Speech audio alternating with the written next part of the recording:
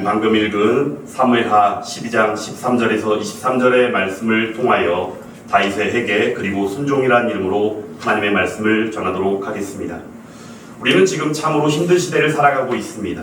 왜냐하면 우리 각자의 자아를 통한 삶들이 너무나도 왜곡되고 모순된 모습들이 있기 때문입니다. 이 모든 것들이 왜 그러합니까? 그 누구도 듣기 싫어하는 죄의 문제가 우리를 붙잡고 있기 때문입니다. 요즘 우리는 죄라는 용어만 들어도 나와는 상관없는 일 같고 또한 싫어합니다. 그러나 우리는 너무나도 심각한 상태에 있습니다.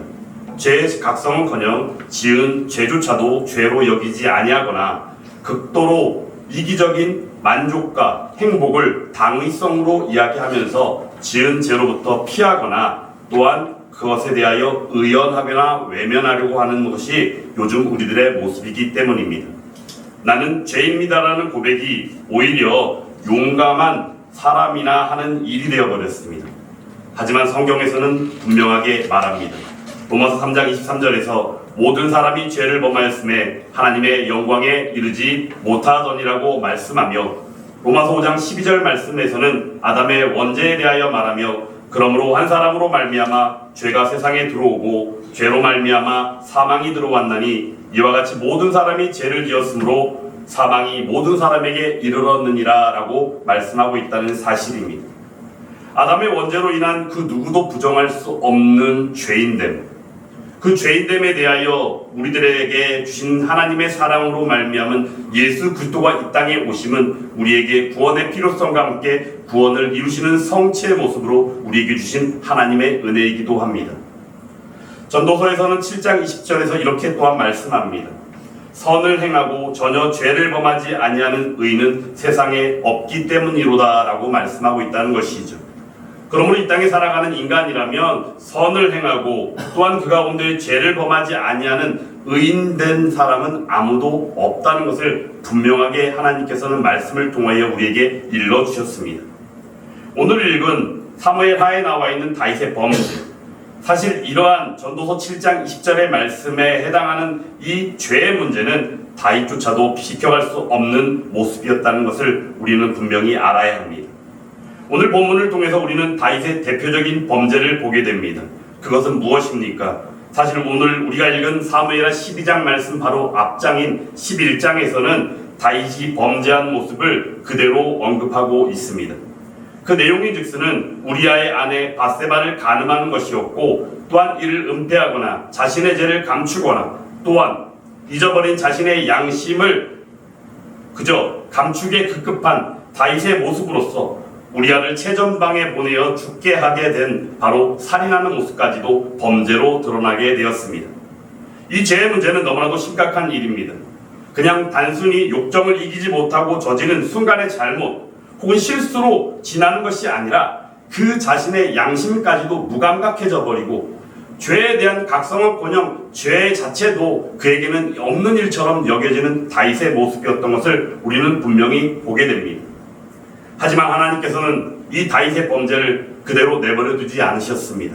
아니, 정확하게 우리가 짚을 부분이 있다면 바로 11장 마지막 절인 27절 말씀을 통하여 보건대 그 장례를 마침에 다윗이 사람을 보내 그를 왕궁으로 데려오니 그가 그의 아내가 되어 그에게 아들을 낳으니라.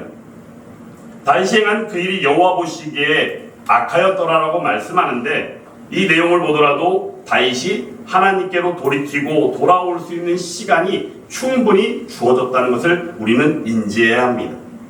그 시간이 주어졌음에도 불구하고 다윗은 어떻게 했습니까? 다윗은 실제로 거의 1년에 가까운 시간이 회개할 수 있는 기회로 주어졌다는 것을 우리는 분명히 말씀을 통하여 봅니다. 그런데 다윗이 회개하고 돌아오기는커녕 그대로 살아가는 그 모습을 보신 바 하나님께서는 직접 개입하시게 된 것입니다. 왜냐하면 다윗이 바로 누굽니까? 택함받은 백성입니다. 구원받은 백성입니다.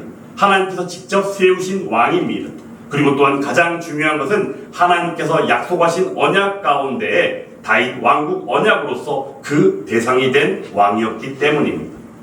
그러므로 하나님께서는 나단 선지자를 직접 보내십니다. 그리고 그의 범죄에 개입하여 주신 것이죠. 나단 선지자는 다윗 왕에게 나아갑니다. 그리고는 하나님의 지혜로서 신적인 권위를 가지고 오늘 본문의 말씀, 읽은 본문의 말씀 앞쪽의 내용을 통하여 보건대 비유를 통하여 다윗의 범죄를 일러줍니다. 우리가 볼 때 이 범죄는 과연 무엇입니까? 사실 그 비유의 이야기를 잠깐 소개한다면 오늘 말씀 앞쪽에 나와 있는 그 비유 속에서 두 인물이 등장합니다. 먼저는 부한 사람이 있고 가난한 사람이 있습니다. 부한 사람에게는 양과 소가 심이 많이 있는 재산이 풍부한 사람입니다. 그리고 가난한 사람은 아무것도 없습니다. 그저 그에게 있는 것은 자기가 사서 기르는 작은 암양 새끼 한 마리뿐이었습니다. 사실 이 작은 암양 새끼는 말씀으로 기록된 바 그 가난한 사람에게 거의 딸과 같이 되었다라고 말합니다. 거의 가족이라고 할 수 있다는 사실이죠. 그런데 어느 날 어떤 행인이 부자에게 나옵니다. 이 부자가 그 행인을 대접해야 되는데 이 대접하는 일들이 어떻게 되어집니까? 말씀에 기록된 바 행인을 위해서 자기가 가지고 있는 그 수많은 양과 소 가운데에 잡은 것이 아니라 바로 가난한 사람이 가지고 있는 그 암양 새끼 한 마리를 뺏어다가 잡아서 그 행인을 대접했다고 말합니다. 여기서 우리는 한 가지 중요한 사실을 발견하게 됩니다. 바로 인간의 범죄 가운데 욕심이 주는 그 마음이 얼마나 중요하며 얼마나 위험한가를 알게 한다는 것입니다. 요한복음 8장 44절 말씀에서는 이렇게 말씀합니다. 너희는 너희 아비 마귀에서 났으니 너희 아비의 욕심대로 너희도 행하고자 하느니라 라고 말씀합니다. 인간의 욕심은 본질상 진노의 자녀된 우리들이 결국 아비 마귀의 욕심대로 온갖 죄를 저지르는 모습으로 나타납니다. 그러므로 이 비유 가운데 나온 이 부한 사람의 범죄, 욕심, 실제로 사단 마귀 그 아비가 주는 욕심 가운데 저지른 죄임을 우리는 또한 분명히 인지할 수 있어야 합니다. 그런데 이 비유를 들은 다윗이 무엇이라고 말했습니까? 5절 말씀에서 이렇게 말합니다. 이 일을 행한 사람은 마땅히 죽을 자라라고 말씀합니다. 이 내용이 즉서는 바로 무엇입니까? 그 비유 이야기만을 듣고 그 비유 이야기에 대하여 양심 가운데 따라가는 바 공의의 판결을 그 스스로가 했다는 것입니다. 그런데 그 스스로 한 그 판결이 과연 누구를 향한 것이었습니까? 이에 대하여 나단 선지자는 즉시 말해줍니다. 당신이 바로 그 사람이라. 그러므로 말미암아 하나님께서 다윗에게 베푸신 은혜를 소상하게 열거하는 가운데에 그 은혜를 입은 당신이 바로 그러한 죄를 저질렀습니다 라고 나단 선지자를 통하여 책망하게 하심을 통해 궁극적으로는 우리가 여기서 중요한 사실을 기억해야 하는 것이 바로 무엇입니까? 먼저는 하나님의 전적인 계획이 나단 선지자라고 하는 사람을 통하여 이루어졌다는 사실을 우리는 분명히 인식할 수 있어야 합니다. 여기서 여러분들에게 한번 질문 드려봅니다. 지금 혹시 누구와 함께하고 계십니까? 가정에서는 사랑하는 아내가 있을 수도 있고 자녀들이 있을 수도 있고 그 외 사랑하는 친구들과 어울려 있는 직장 동료나 그 외 수많은 이들이 있을 수 있습니다. 만약에 그리스도인이라면 그리스도인됨 가운데 마땅히 함께하는 성도들이 있을 수도 있고 또한 주의 말씀을 전하는 목회자나 또한 그 외 수많은 이들과 함께 더불어 있을 수 있습니다. 그런데 중요한 것은 하나님께서 전적으로 개입하신 가운데 사람을 통하여라는 이 대목 가운데 사용하신 나단 선지자의 모습 속에서 우리는 누구와 함께하고 있는가가 얼마나 중요한가를 우리에게 알게 하신다는 것입니다. 실제로 하나님께서는 우리에게 먼저 일러주시는 내용 가운데 그 하나님이 먼저 우리의 하나님이시라는 사실을 먼저 알게 하십니다. 출애굽기 6장 7절 말씀에서는 너희를 내 백성으로 삼고 나는 너희의 하나님이 되리라고 말씀하시며 레위기 26장 12절 말씀을 통해서는 나는 너희 중에 행하여 너희의 하나님이 되고 너희는 내 백성이 될 것임이라 라고 말씀합니다. 그러므로 먼저 우리가 발견하게 되어지는 것은 우리 예수함교회 이름처럼 하나님이 우리와 늘 함께하고 계신다는 사실을 우리는 알게 됩니다.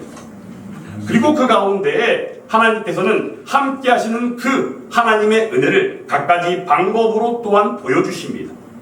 오늘 말씀을 통하여 보게 되어지는 하나님의 은혜가 다윗에게 베풀어지는 전적인 다윗의 범죄에 대한 그 하나님의 개입하심이 실제 나단 선지자처럼 사람을 통하여 나타났다는 사실입니다. 그리고 또한 이 가운데 우리가 분명히 기억해야 하는 일들은 바로 하나님, 성령 하나님을 통하여 역사하심 가운데 하나님의 함께하심을 느끼며 살아가게 된다는 사실입니다. 이러한 은혜가 이 시간 예배를 드리고 있는 여러분 가운데 함께하시기를 주님의 이름으로 축원합니다. 함께하시는 하나님이 계십니다. 그리고 주변에 나와 함께하는 누군가가 있습니다. 그런데 그 누군가가 하나님의 직접적인 개입 가운데 사용하신 나단 선지처럼 선한 영향력을 가지고 하나님의 일들을 알리고 하나님의 말씀 가운데 순종하며 그 일들을 선함으로 이끌어주는 누군가가 함께하는 것이 얼마나 복된 일인지를 우리는 인지할 수 있어야 한다는 것입니다. 그러한 은혜가 분명히 여러분들 가운데 있는 줄 믿습니다. 혹여 인지하지 못하고 때로는 사람인지라 착각하거나 그러한 일들을 잊어버릴 때가 있을 수 있겠지만 그럼에도 불구하고 하나님께서는 함께 하시는 그 은혜를 때마다 우리에게 알려주시고 깨닫게 하신다라는 것입니다. 무엇입니까? 성령 하나님의 은혜의 역사가 있다는 것입니다. 오늘 다윗은 자신 스스로의 판결의 당사자가 바로 그 자신이라는 사실을 알았습니다. 그때 어떻게 했습니까? 어떠한 변명이 있었습니까? 어떠한 항변이 있었습니까? 아닙니다. 그 즉시 죄를 인정합니다.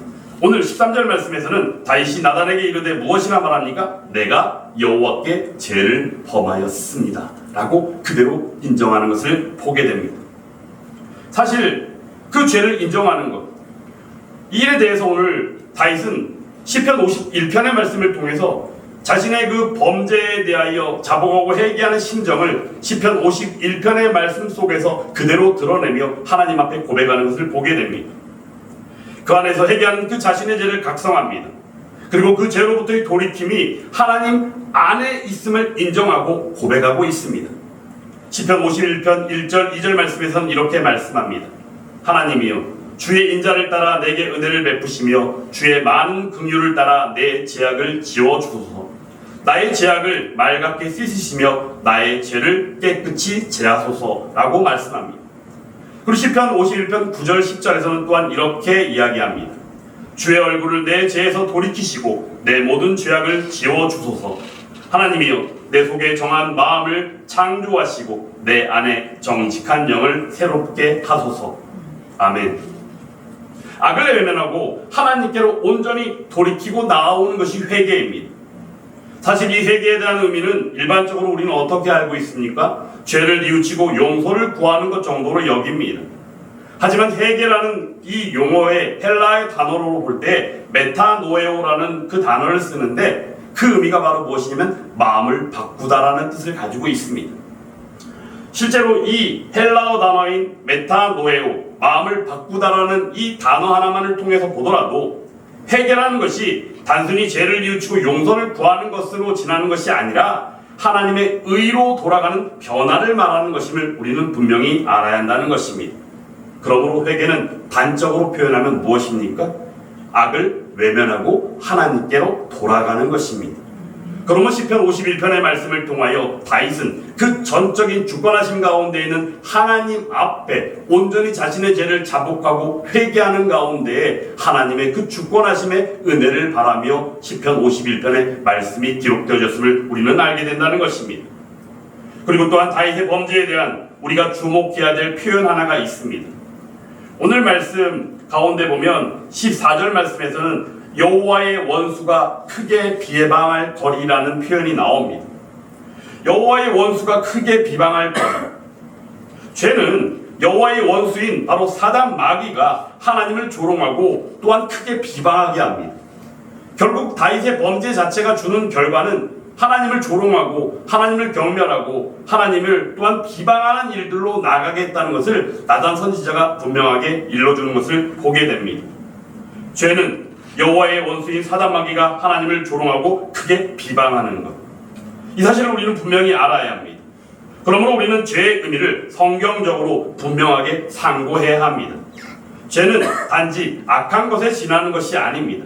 단지 우리가 생각할 때 범죄하면 법을 어기는 정도 혹은 악한 것, 이런 정도로 여기는데 죄에 대한 분명한 상고는 하나님께서 미워하시고 경멸하시는 일이 죄임을 우리는 분명히 알아야 합니다. 그러므로 죄의 문제는 반드시 벗어야 될 문제이기도 합니다. 왜냐하면 죄는 결국 죽음을 면치 못하기 때문입니다.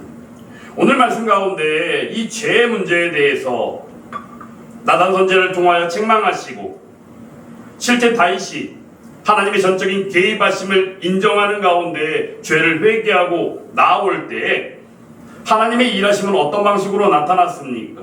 하나님은 공의의 하나님이시기에 실제 이 범죄에 대하여 그대로 내버려 두신 것이 아니라 하나님과 다윗과 맺은 그 다윗 왕국 언약을 그대로 지키시는 가운데 다윗은 그대로 살려두고 어떻게 하시겠다? 당신이 낳은 아이가 반드시 죽으리이다. 그러므로 그 범죄의 열매를 죽음이라고 이야기하는 그 죄의 결과로서 맺게 하신다라는 하나님의 계획을 나단 선지자를 통하여 알게 하셨다는 사실입니다. 죄는 죽음을 면치 못합니다. 어떤 방식이든지 그 죄의 문제는 벗어야 합니다. 이에 실존주의 철학자가 있습니다. 덴마크에서 난 철학자인데 19세기에 히에르 케고르라는 사람이 있는데 그의 저서 가운데 죽음에 이르는 병이라는 저서가 있습니다. 거기에서는 죄를 무엇이라 말하는지 아십니까? 죄에 대하여 절망에 빠진 상태라고 말합니다. 그리고는 그것을 바로 죽음에 이르는 병이라고 말하는 것입니다. 그렇다면 그 저서에서 왜 절망에 빠지게 되었는가에 대하여 어떻게 이야기하는지 아십니까? 이에 대해서는 절대자와 자신의 자아가 옳고 그름에서 어긋나게 되어서 그렇게 절망에 빠지게 되었다라고 말합니다. 맞습니다. 하나님이 경멸하신 죄로 말미암아서 하나님과의 관계가 어긋나게 된 것입니다. 그러므로 하나님으로 인하여 누려지는 누름이 잃어버리게 되어지는 것이고 결국에는 죽음의 문턱에 이를 수밖에 없게 된 것입니다. 그러므로 성경에서는 분명하게 말합니다. 로마서 6장 23절에서 죄의 삭은 사망이라 라고 말하고 있다는 사실입니다. 다윗은 나단 선지자를 통하여 그 자신의 범죄에 대한 그 열매로서 하나님의 심판으로서 간음하여 낳은 아이가 죽게 될 것이라는 하나님의 공의의 선언을 듣게 된 것입니다. 그럼에도 하나님을 아는 자녀된 다윗은 어떻게 했습니까? 하나님은 자비와 긍휼이 많으신 것을 알기에 하나님 앞에 나아가 기도했습니다. 어떻게? 금식을 하며 기도했습니까? 어떻게? 신하들이 일어나라 해도 일어나지 아니하고 계속하여 금식함으로 기도했습니다. 하지만 하나님께서는 어떻게 하셨습니까? 그 간구를 들어주셨습니까? 아닙니다. 여기서 우리는 분명한 사실을 알아야 합니다. 궁극적으로는 하나님은 공의의 하나님이라는 사실입니다. 그러므로 그 범죄의 열매는 반드시 하나님의 공의의 심판이 따를 수밖에 없다는 것입니다. 그러므로 다윗이 오늘 이 시간 이 말씀 속에서 보게 되어지는 바 중요한 사실은 바로 무엇이냐? 그 기도의 뜻대로 그 뜻대로 응답하심이 아니라 하나님의 뜻대로 하신 일들이 궁극적으로는 어떻게 다윗에게 맛보게 하셨는데 그 일이 무엇입니까? 범죄의 열매가 얼마나 쓰디 쓴 것인가를 알겠다는 것입니다. 어찌되었든 간에 간음하여 낳은 아들이지만 자식이 아닙니까? 그런데 그 자식이 죽게 되었을 때 다윗의 마음은 어떠했을까요? 그런데 하나님께서는 자비와 긍휼이 많으시지만 공의를 드러내시며 그 아들을 죽게 하시겠다라는 하나님의 그 말씀 그대로 이루신 것입니다. 여기는 또 하나의 하나님의 크신 은혜가 있습니다. 사실 다윗이 지금 받은 바 은혜는 무엇입니까? 바로 범죄의 열매가 죽음이라는 사실과 함께 인간이 감내하고 감당할 수 없을 만큼 그 열매는 쓸 수밖에 없다는 사실을 알게 됐다는 것입니다. 그러므로 다윗은 간음과 살인의 열매라고 말할 수 있는 아들의 죽음, 그 죽음에 대하여 그대로 받아들일 수밖에 없었습니다. 왜냐하면 그 이유는 간단합니다. 하나님의 공의의 심판의 결과라는 사실과 함께 순종할 수밖에 없는 그것이 하나님의 은혜임을 그 자신이 알았고 그 가운데 그러한 하나님의 은혜를 자신이 누리고 있음을 알았다는 사실입니다. 오늘 말씀을 통해서 우리는 분명히 알아야 합니다. 오늘 다윗처럼 죄의 유혹에 빠질 수 있는 불완전한 존재의 모습을 가지고 있는 죄성을 가진 바로 그가 비록 구원받아 살아가는 하나님 백성이라 할지라도 그 남아있는 죄성으로 인하여 죄를 지을 수 있는 연약한 가운데 노출되어져 있다는 사실입니다. 그리고 그가 바로 다윗처럼 우리들 자신이라는 것입니다. 그러므로 우리도 마땅히 회개해야 합니다. 회개는 다윗과 같이 택함받은 백성이라도 죄성을 가지고 영적 전투를 벌이고 있다는 사실을 인지하는 것으로서 죄의 각성으로, 그리고 죄를 죽이는 것으로, 그리고 의로 살아가게 하는 이 회개를 통해서 하나님의 향한 순종의 삶을 살게 한다는 것입니다. 그러므로 우리가 인지하고 오늘 말씀을 통하여 분명히 기억해야 하는 것은 오늘 말씀의 제목처럼 다윗의 회개 그리고 순종처럼 회개를 통하여 나타나는 바 항의 하나님의 공의 가운데 나가는 고백으로서 순종의 삶은 마땅할 수밖에 없다는 것입니다. 이제 말씀을 마치고자 하는데 웨스트민스터 소유리 문답 87번의 문답을 소개합니다. 웨스트민스터 소유리 문답 87번에서는 이렇게 먼저 질문합니다. 생명에 이르는 회개는 무엇입니까? 그 답은 이러합니다.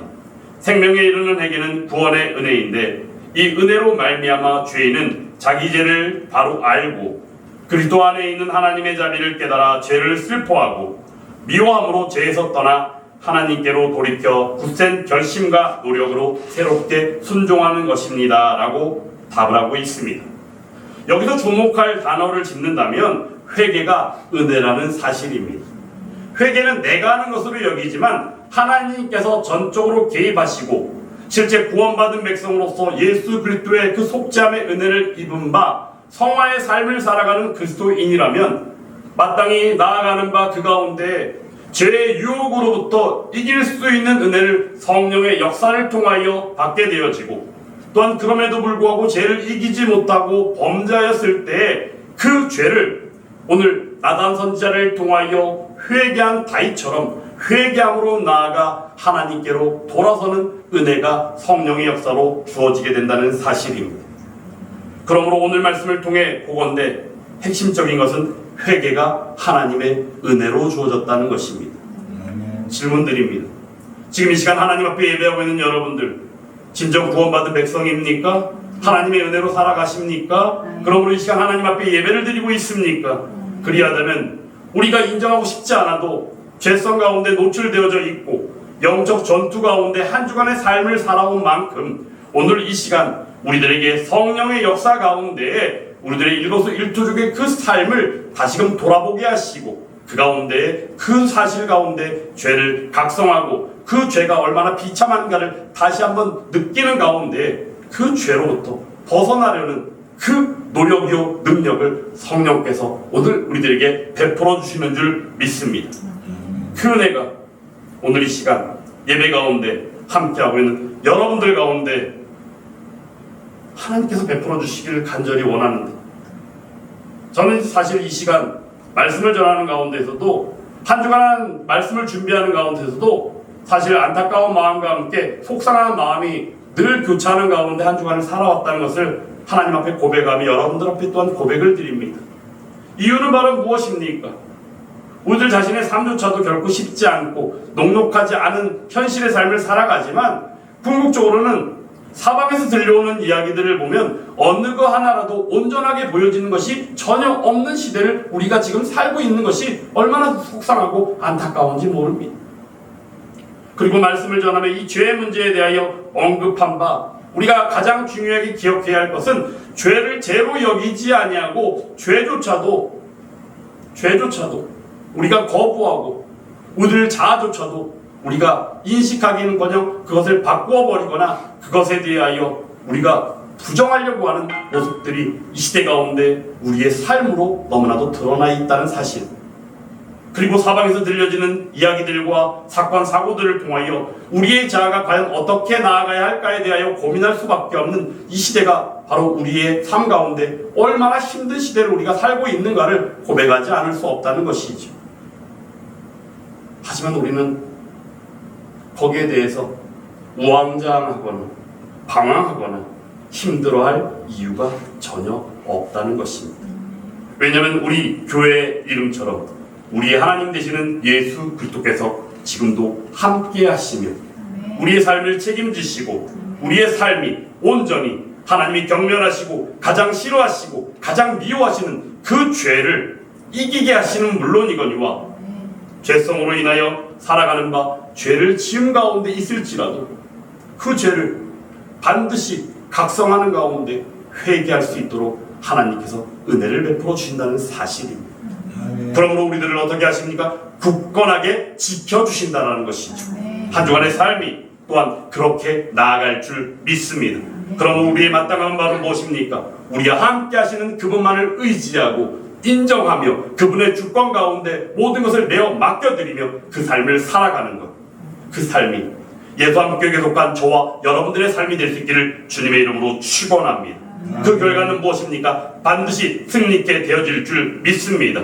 약간 사단 마귀가 역사할지라도 예수 그리스도의 이름으로 명하노니 떠나가라 물러가라 명하는 가운데 친히 예수께서 임하시사 그 능력으로 베풀어 주실 줄 믿습니다.